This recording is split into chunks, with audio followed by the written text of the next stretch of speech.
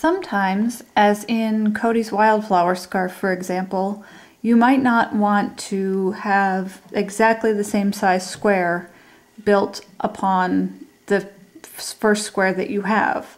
For example, this square is 25, so I might not want to have a square that's 25 stitches here or here.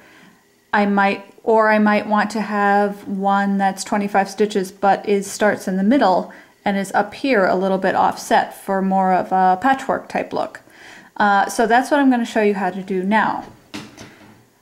So on the right side, just as if you were picking up a square that was picking up stitches for a square that's going to be the same size as this one, I would start out by casting on your stitches.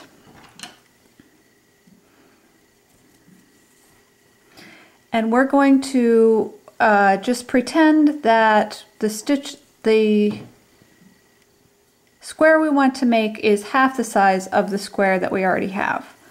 So the trick is in the counting, as in a lot of things with mitered squares, it's all in the numbers.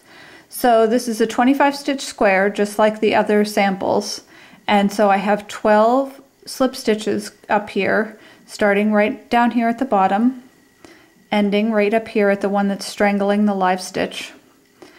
So if I want half, then I only want to pick up 6 of those stitches. So what I have to do first is count.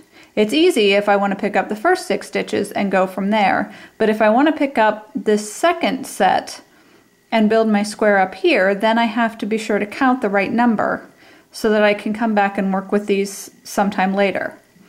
So what I'm going to do is count 1, 2, 3, 4, 5, 6. Then there should be 6 left if I counted correctly. 1, 2, 3, 4, 5, 6. So this is the stitch that I'm going to start with. And if I've got some stitches cast on first, I'm just going to go right through here, wrap my yarn around, pull it through,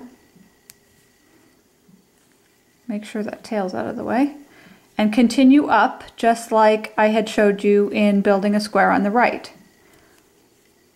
If I wanted to build the same size square but longer, offset from this square, then I would, let me get this last stitch picked up so I can talk.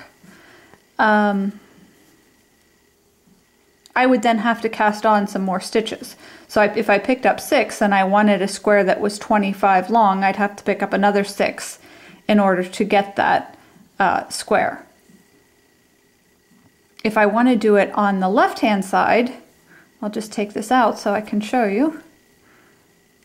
Same basic thing, it's all in the counting. So I would start here and count down 6. I could start here and pick up my stitches if I wanted to and just stop. But it's a little bit trickier to start in the middle, so that's what I want to show you. So I'll start here and count 6. 1, 2, 3, 4, 5, 6. Then I should have 6 left over. 1, 2, 3, 4, 5, 6. Excellent. So I'm going to go in here, get rid of my cast on loop, wrap the yarn around and pull it through.